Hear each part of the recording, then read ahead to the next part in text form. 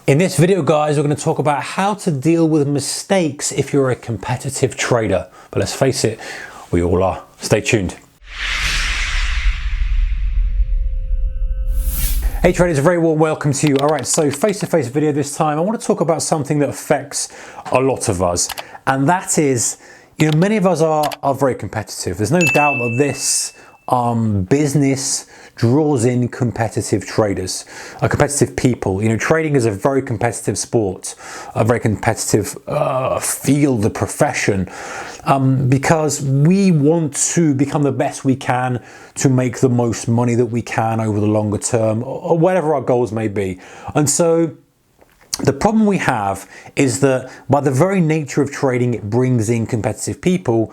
But by the very nature of what it takes to become a good trader, you have to be careful that you're not letting that competitive nature get to you. You have to be careful that you're not letting that overrule your longer term goals. Because if we're very short term competitive, if we're very, very aggressive short term and constantly wanting to win on each trade, that is detrimental to the long term success. At some point, we have to go, you know what? This single trade doesn't matter, and that pains you, right? It pains you as a competitive trader, competitive person. It can pain you, but you have to say this doesn't matter. The day doesn't matter. The week doesn't matter. The quarter matters. The year matters. The decade matters. That's why I'm in this game for. So, competitive nature can be, a super hindrance, guys, for traders. It has to be learned to be measure it. Have to learn to kind of really just keep it under wraps and understand that, hey, I'm playing the long game, I guess really like any professional athlete playing the highest level. They want to win the game, but they're not going to dive in and injure themselves if they're down massively in the hope of getting it back when they've got to think of the other league of the season. They've got to think of the cup, whatever it may be. You get the analogy. So anyway, back to the point. How do we control anger in competitive traders? So, as part of a competitive nature of trading, or competitive nature as a human being, the anger will often rise when you're in a losing position. So you put trading to one side for now. Let's say you're playing football, let's say you're playing basketball, let's say you're playing golf, whatever it is, even playing table tennis in the office with somebody else. You can't help, if you're competitive, to get frustrated when you make a mistake and you want to rectify that mistake. Let's use table tennis as a great example. Let's say you're just playing for fun in an office with other people, whatever it may be, and you make a mistake and you're down a bit and you can see that you might lose the game. You want to play to win. You're trying to do everything at the best possible level, but at the same time, you recognize this is just a fun game. There's nothing on the line as such, but your competitive nature, you want to win. Now, imagine that frustration that you feel a little bit. It's like, I messed up. Now, hopefully not getting crazily angry and throwing the bat at the opponent or smashing things, because that's never going to make you a good trader. But you've got some competitive nature in you, and that's what makes you the person you are, wanting to strive and become a better trader. But that frustration and maybe the anger, maybe you tried to hit a shot and you mishit it, or maybe you've got to, the score, right? You don't have to explain all the intricacies of playing a game like that. But the anger you kind of feel, the frustration you feel there, you think about how that then translates to trading is magnified 10 times, 100 times, because now it does matter.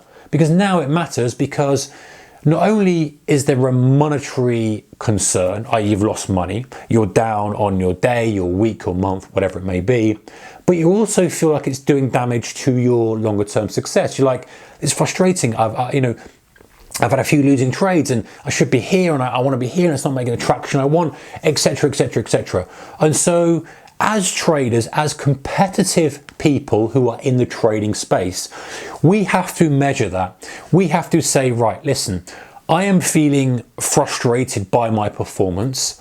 I recognize that this has no impact on my long-term success unless I let it. If I let it damage me and I let myself trade emotionally and all the things we talked about many times before, it will have an impact. But I can learn from this and I can improve, and I can take my competitive nature as a trader and extend it over the quarter, over the year, over the month, whatever time frame you need. If I can just put it to one side for the trade on the short term and accept the random variability that I get, accept that I'm not going to win every single trade, just like you're not going to win every single point if you're playing tennis or you're playing table tennis, you're not going to win every single hole. If you're playing golf, you know that. And so as much as you want to be the best you can, it's accepting this and appreciating that actually, you know what, the frustration you sometimes feel with trading, the anger you sometimes feel with trading is actually good fuel for longer term growth, because without that, you wouldn't have the desire to become a better trader, to become a 7-figure trader, an 8-figure trader, or whatever the goal you have. You wouldn't have that desire. Without a competitive edge, you wouldn't have that desire. And so recognize it, appreciate it can be damaging at times, but understand that actually it's what's driving you to learn, to watch videos on YouTube, to have training programs, to read books, to go through your old trades, to write down stuff, to go through your process. And that's what keeps you going. So don't discount it, don't try to squash it too much. Recognize it, recognize the damage it can do, but appreciate it for what it is, because many people don't have it. I've seen many people come into the trading world.